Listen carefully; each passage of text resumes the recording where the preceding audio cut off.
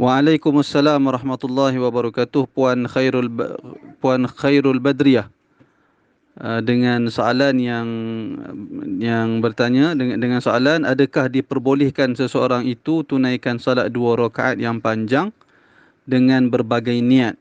Contohnya niat salat sunat rawatib.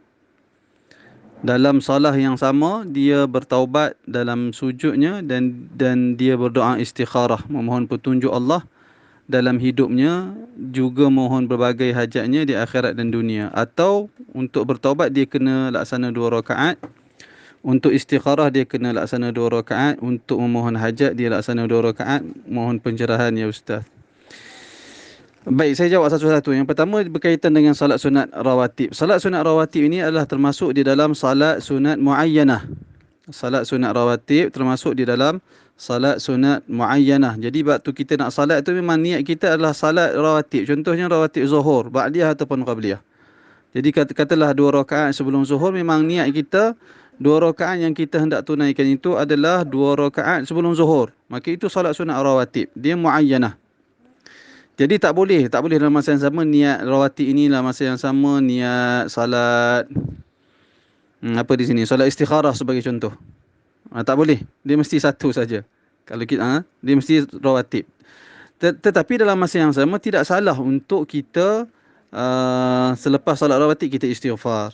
Di dalam solat rawatib itu, solat tu solat rawatib. Tidak dalam, tetapi di dalam solat rawatib itu kita ada unsur istighfar, ada unsur istighfar. Sebagai contoh waktu kita tahiyat, waktu kita duduk di antara dua sujud kita akan baca Rabbighfirli warhamni wajburni warfa'ni, ataupun kita boleh baca dengan bacaan rabbighfirli ighfirli. Itu antara bacaan-bacaan di dalam duduk di antara dua sujud diperbolehkan. Jadi sudah tentulah dalam kita salat itu, ketika kita menyebut rabbighfirli itu ada unsur memohon keampunan dan bertaubat kepada Allah. Bertaubat ini kita bertaubat dalam arti kata kita kembali mentaati dan mematuhi perintah dan tegahan Allah Subhanahu wa taala. Tentu ada perkara itu. Tak jadi masalah. Tetapi salat itu salat sunat rawatib, bukan salat sunat taubat. Kemudian di dalam sujud solat rawatib itu kita berdoa istighrah, boleh, tak ada masalah. Dalam masa yang sama kita nak memohon supaya Allah Taala menunjukkan sesuatu, memberi pilihan, membuat pilihan kepada kita yang terbaik. Tak ada masalah perkara itu.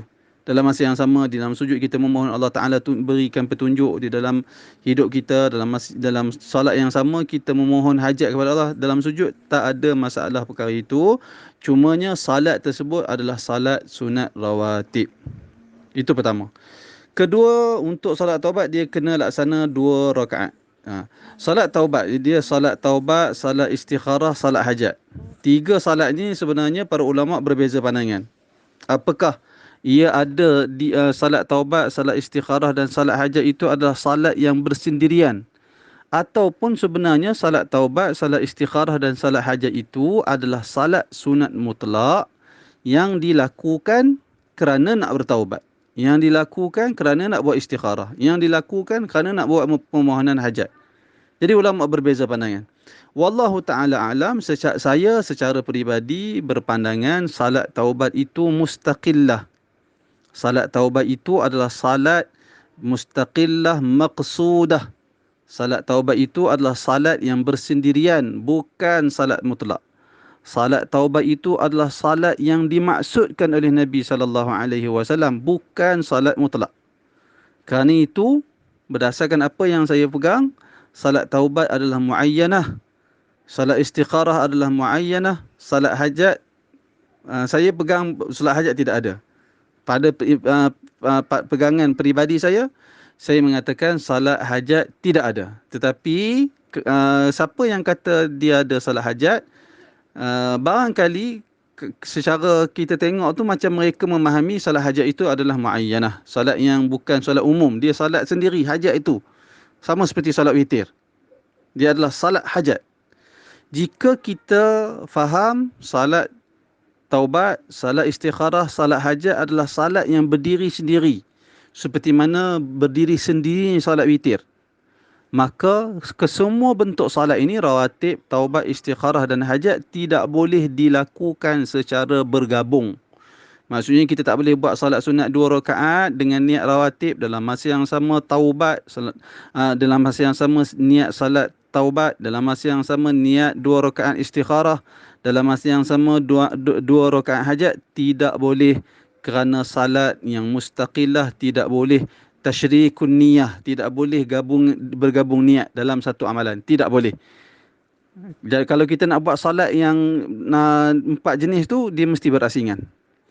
Dia mesti berasingan. Itulah yang paling afdal. Itulah yang paling afdal. Tetapi kalau kita saya ulang lagi sekali. Kalau kita lakukan salat sunat rawatib 2 rakaat ba'diyah zuhur sebagai contoh, dalam masa yang sama selepas solat kita nak bertaubat. Kerana taubat tu adalah keazaman diri untuk keazaman diri meninggalkan sesuatu dosa, menyesal atas perbuatan dosa dan berazam tidak kembali lagi. Jadi benda tu boleh berlaku selepas kita tunai salat rawatib, boleh berlaku. Tapi kita bertaubat setelah menunaikan salat sunat rawatib tanpa salat sunat taubat. Ataupun sama juga selepas sunat rawatib kita teringat nak memerlukan hajat, nak mohon Allah Taala beri pilihan kepada kita. Lalu selepas solat sunat rawatib ataupun di dalam sujud solat rawatib itu, salah satu sujudnya kita baca doa istikharah, Allahumma astakhiruka bi'ilmika wa astakhiruka biqudratika, sehingga ke akhirnya.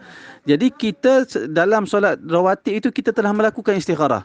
Tetapi salat tu salat rawatib, bukan salat istikharah. Cuma kita membaca doa istikharah di dalam salat sunat rawatib. Sama juga dengan hajat. Kalau kita kata nak hajat, kita nak buat doa suatu permohonan di dalam sujud, dalam salat sunat rawatib, maka kita buat permohonan. Jadi kita memohon hajat di dalam salat sunat rawatib, bukan di dalam salat sunat hajat. Sama juga. Sama juga dengan salat-salat yang lain. Boleh dikiaskan dengan apa yang saya lakukan penerangan ini. Mudah-mudahan membantu dalam kita melakukan amalan harian kita. Wallahu alam. Jika ada apa-apa yang masih kabur tentang isu yang ditanya ni, boleh diajukan sekali lagi bahagian mana yang menjadi kekeliruan. Wallahu taala a'lam.